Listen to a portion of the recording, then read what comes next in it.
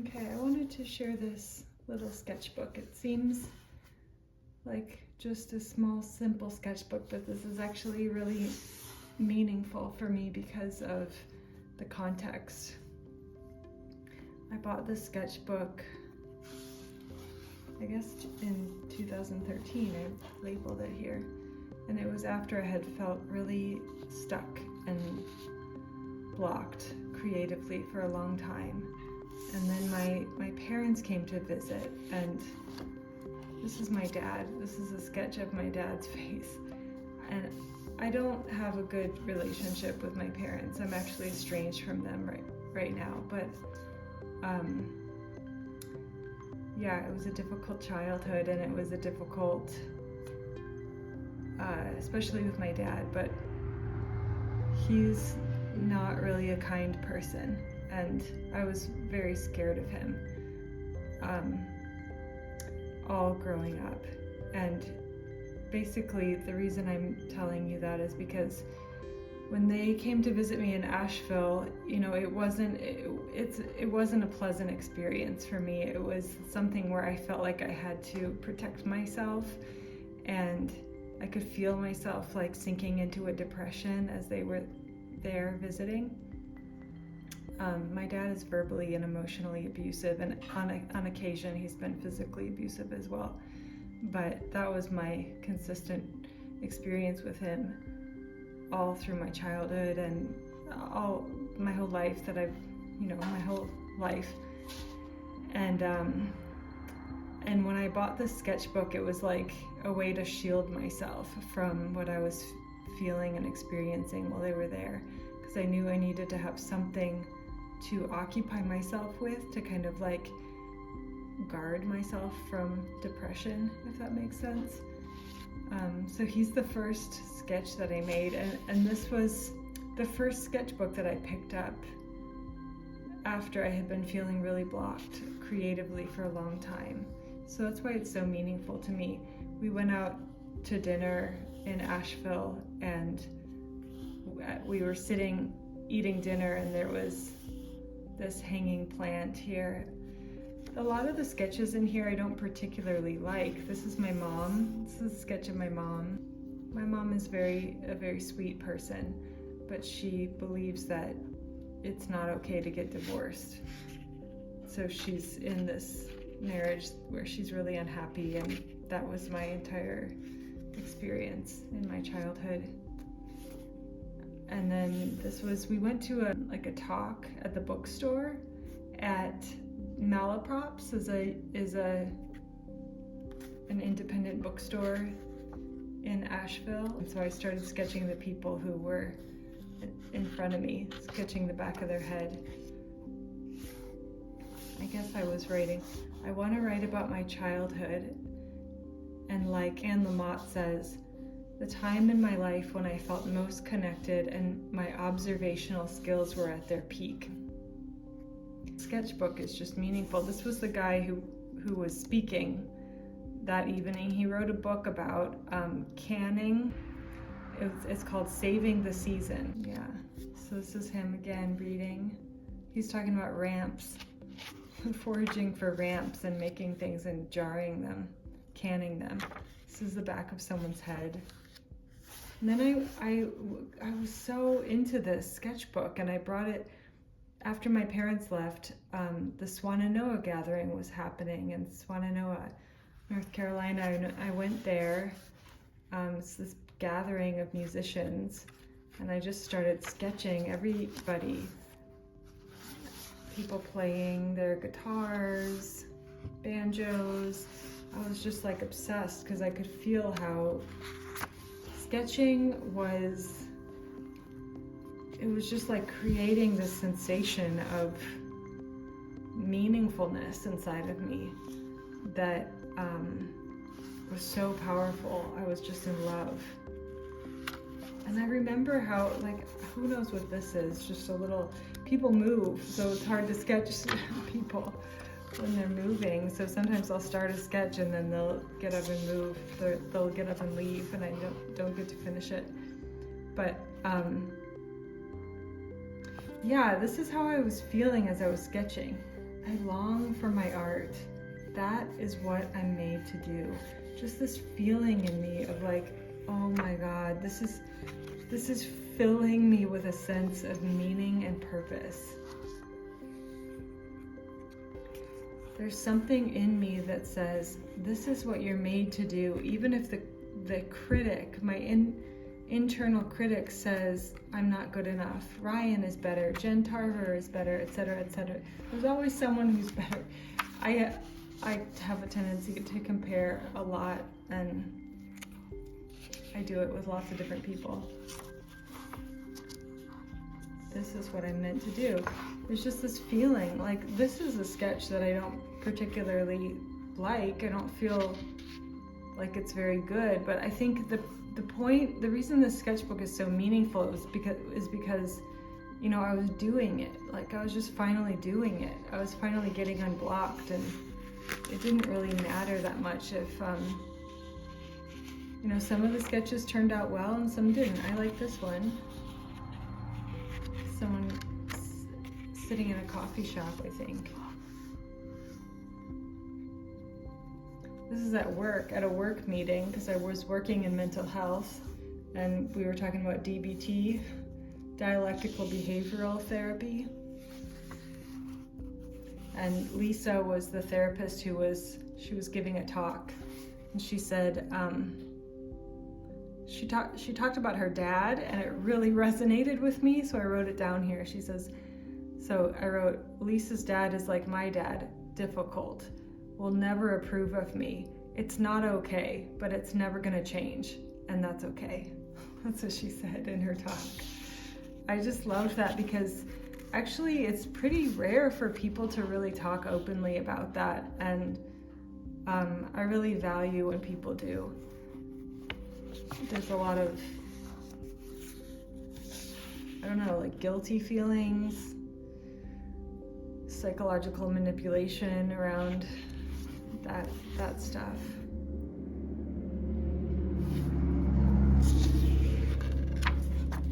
This is me just sketching people that I would see in public, at coffee shops. I think I was at a coffee shop here.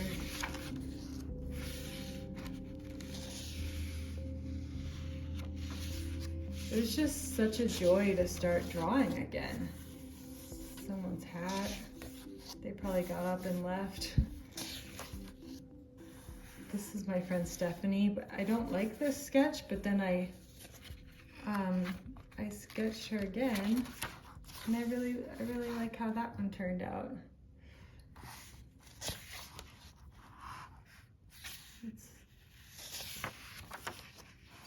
This is one of my favorite ones. It was just in downtown Asheville, sitting, I think it was at the drum circle.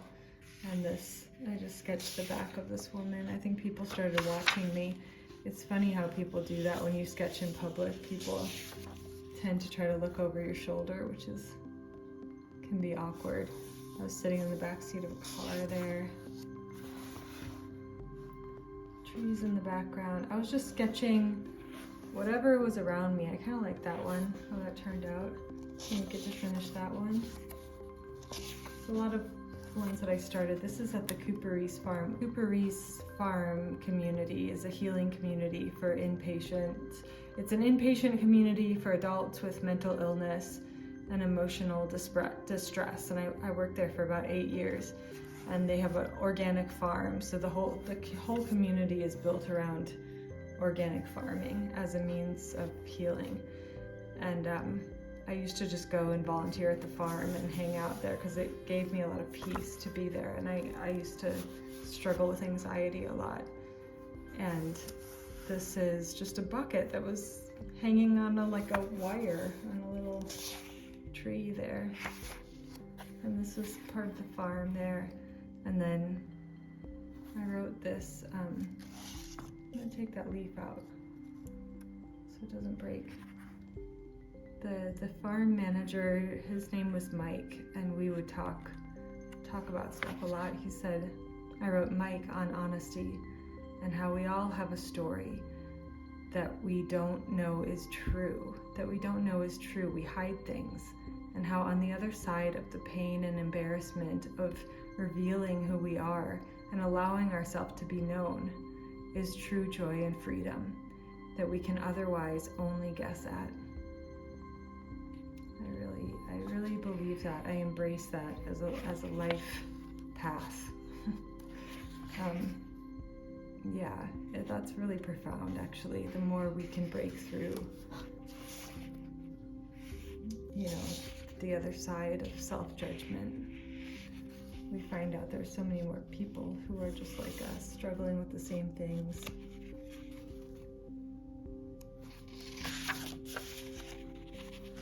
Oh, drawing is like being pregnant. People think they can just walk up and invade your personal space. I started noticing how people would just walk up and watch me draw and comment on what I was drawing, which is okay, but it's interesting how that happens. This is in Malaprops again, another day, hanging out in the bookstore. Some guy on there. I want people to know that they are loved. Because of my own healing journey and my own struggles with anxiety and depression, I think I just have that in my heart and have a big heart for people who are struggling or who feel unloved. I don't love this one, but again, it's like, that's not the point. The point is that I did it, is that I put the pencil on the paper.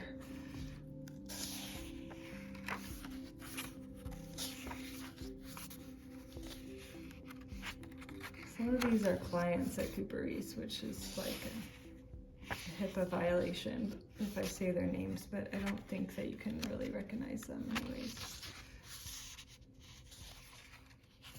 If people would just stay still, people move around, so it's hard to... And then this is in Hot Springs. Singing, music, writing, poetry, drawing, art, painting, fashion design, sewing, dresses, songwriting, acting. I want to do it all. Fire hydrant. And then it says, I suck at the bottom. I guess I was struggling there. And then the top is, I have absolute confidence in myself. You know what I think I was thinking about was, Anne Lamott talks about K-Fucked. It's a radio station. If you've ever read Bird by Bird, her book, Bird by Bird, she writes about how all artists are tuned into the radio station K-Fucked.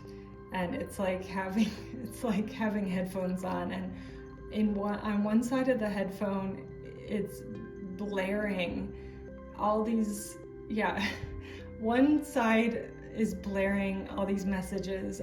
You're amazing, you're a genius, you're gonna be famous. And then in the other headphone is all these messages saying, you suck, you're a loser, this is crap, your work is terrible. And it's just like going 24/7 nonstop. And she says the solution is you have to turn down the volume on K-Fucked. KFCKD or something is how she says it. KFKD or something. But if you ever read that book, I think that's probably what I was thinking about here. To turn down the volume and just get to work. It's just people out and about. I was just drawing whatever was around me, and I noticed that I really liked, this is not my drawing actually, this is someone else's drawing, another artist who came to visit me, and he drew me. We traded sketchbooks, and I drew him in his sketchbook, and he drew me in my sketchbook. I forgot his name right now. We had a falling out. Oh no, this is also him. So I guess we did that twice. This is supposed to be me in my sketchbook. That's definitely not my style, I can tell right away. And also doesn't look like me, I don't think. Looks like a cartoon. And this is him. I drew him.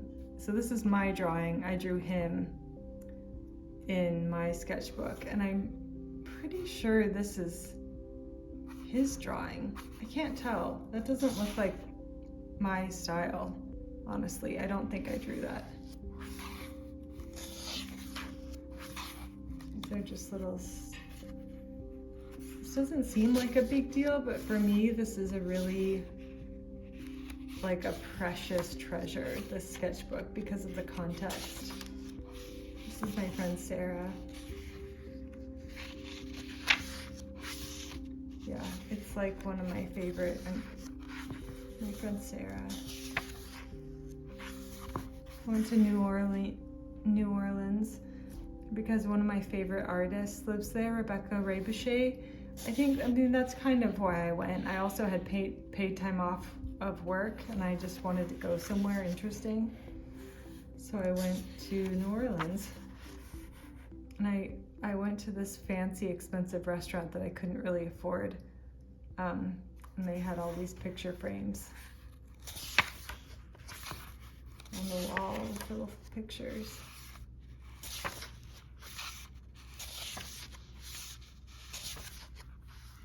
Yeah, just little beginnings. And then that was in New Orleans. I went and saw some people play music, like a jazz venue.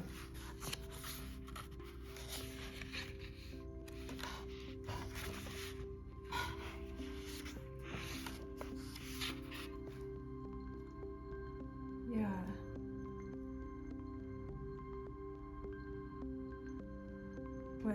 What Helene said, I don't need to apologize to anyone.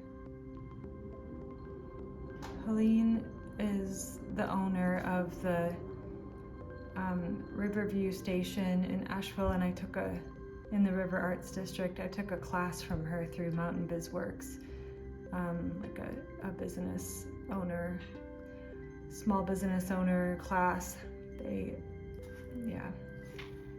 Just start somewhere, she said. It doesn't have to be perfect, and then you'll get feedback and you'll adjust.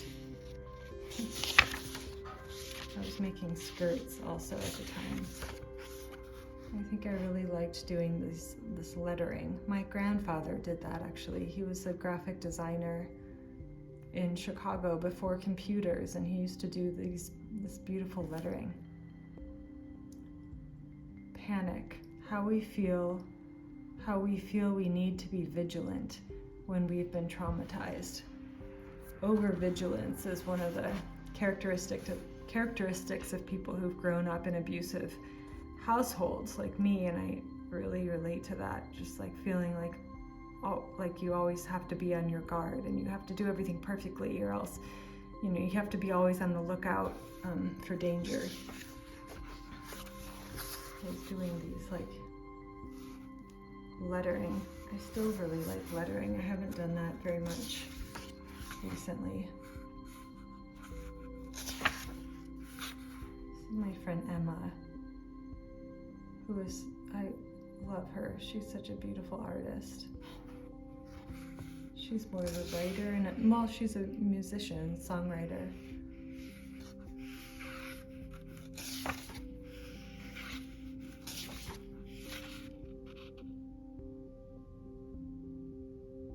A woman with brains who always speaks her mind. To thine own self be true. Don't waste your time trying to be someone else. You can't become what you already are. I must have heard that somewhere, and it really resonated with me, because I was always saying, I want to be an artist. I want to be an artist. I was always thinking about that.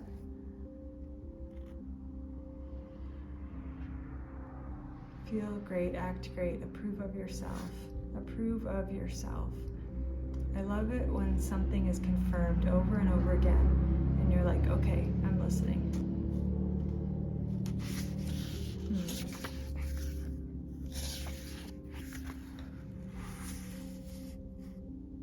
Abundance. Steal other people's ideas, even if they say not to. I know what that was about.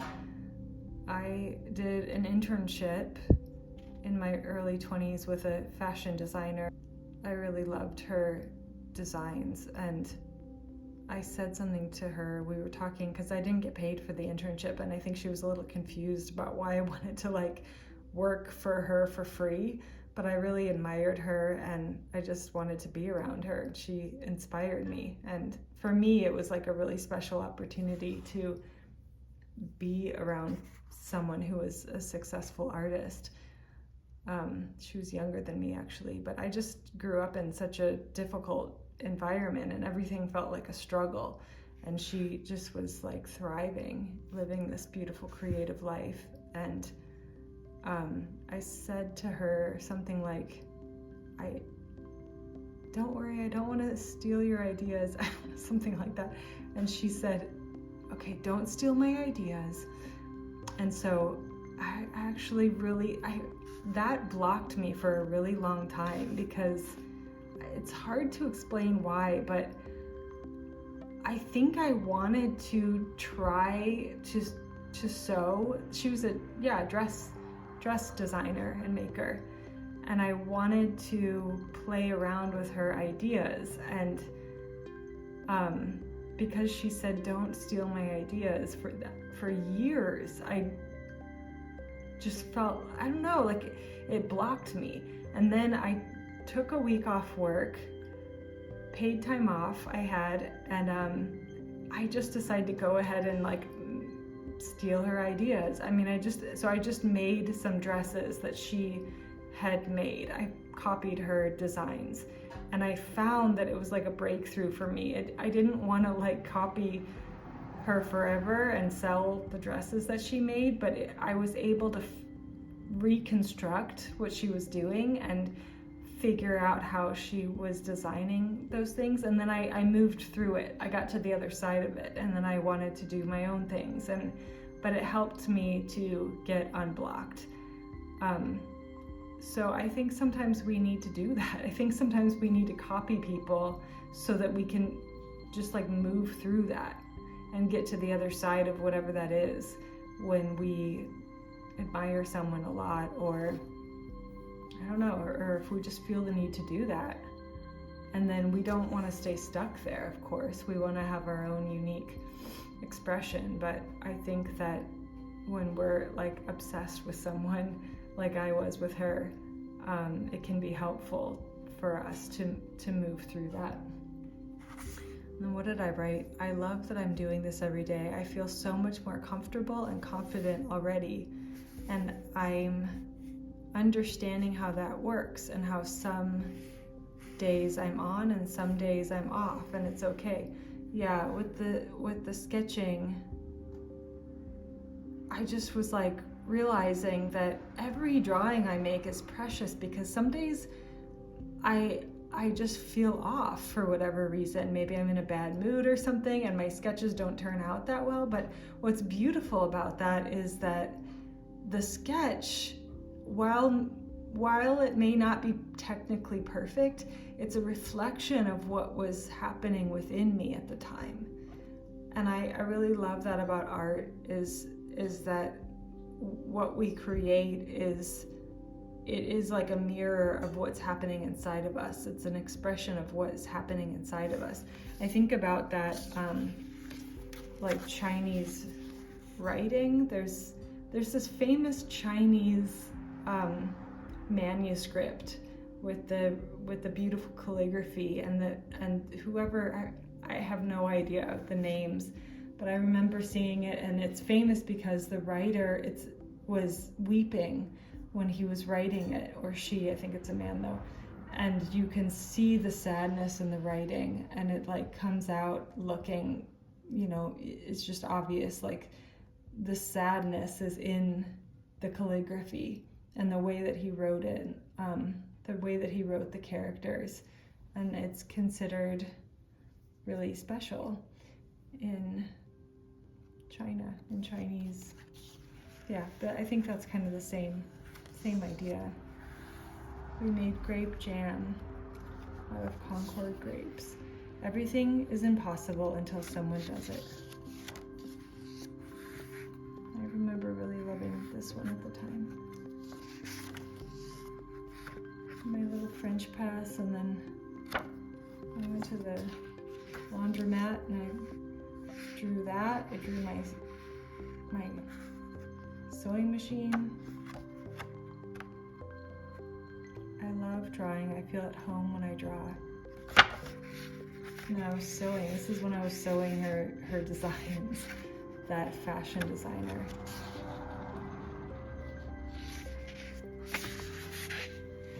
And I love that one.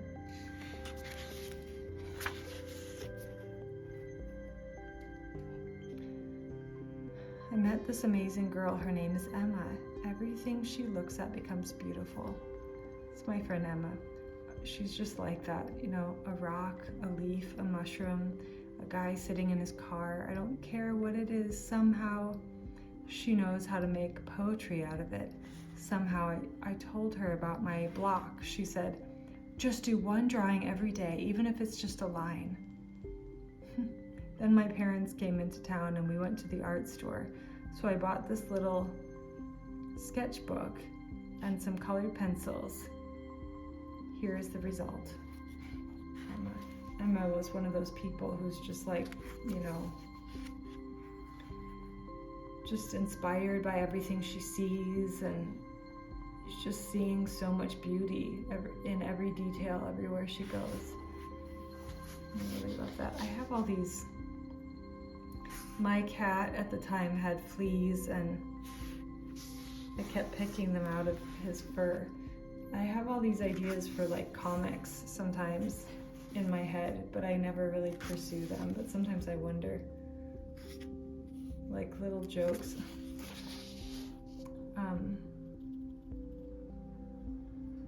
My foot, and obsessively thinking about, a guy, then feeling weird about it. Yeah, I didn't put his name. These are like dress designs that I was thinking about. I used to do that.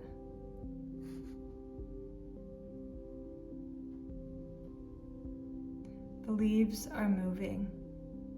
I feel like I'm still waiting for my life to begin. You know, honestly, I still feel like that most of the time. And then this is it. I wonder why I feel that way. And that's the end. I hope you enjoyed it. This was a really special sketchbook because of what it means to me and because of the time in my life and how it was like a breakthrough for me. After I finished this sketchbook, I started the next one and the next one and the next one, and I filled a lot more sketchbooks up, and then I went to Penland and took a class. It was a snowball effect that happened after this. And then I went to Ireland for a post-baccalaureate at the Burren College of Art, and then I came back and got a studio in the River Arts District and started making giant paintings. So it's just a meaningful little tiny book for me. Bye.